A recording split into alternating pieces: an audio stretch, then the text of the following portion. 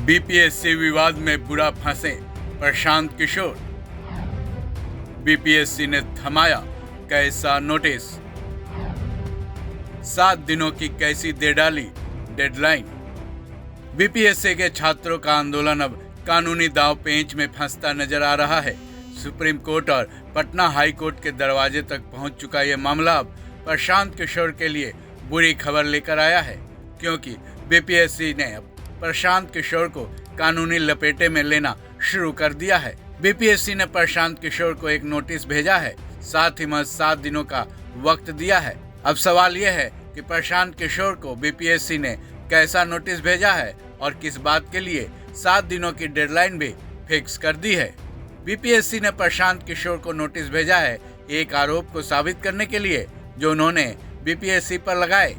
गौरतलब है कि प्रशांत किशोर बीपीएससी छात्रों के साथ उनके इस आंदोलन में साथ दे रहे हैं। इन्हीं दौरान उन्होंने बीपीएससी पर आरोप लगाए थे कि बीपीएससी ने 17वीं बीपीएससी पीटी परीक्षा में भ्रष्टाचार किया है।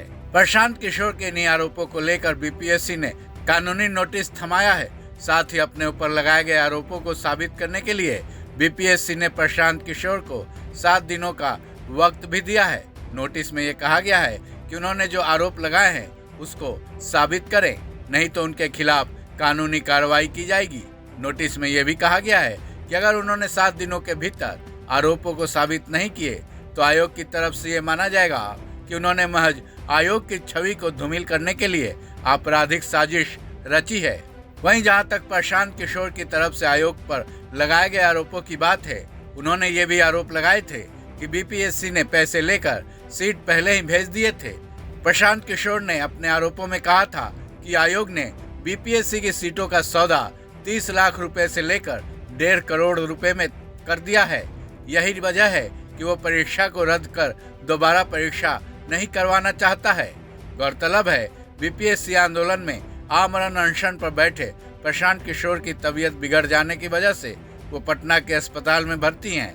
वहीं इस मामले में एक याचिका सुप्रीम कोर्ट में डाली गई थी, जिस पर सुनवाई करते हुए सीजेआई खन्ना ने निर्देश दिए थे कि वो पटना हाई कोर्ट जा सकते हैं। सुप्रीम कोर्ट इस याचिका के लिए उचित मंच नहीं है, जिसके बाद 9 जनवरी को पटना हाई कोर्ट में जन सुराज पार्टी के वकील ने एक याचिका दाखिल की थी, जिस पर हाई कोर्ट सुनवाई के लिए अब तैयार हो गया है और 15 जनवरी के लिए केस लिस्टिंग हो चुकी है।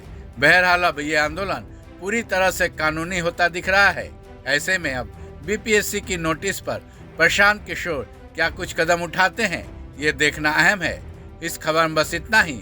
बाकी अपडेट्स के लिए जुड़े रहें वन इंडिया हिंदी के साथ।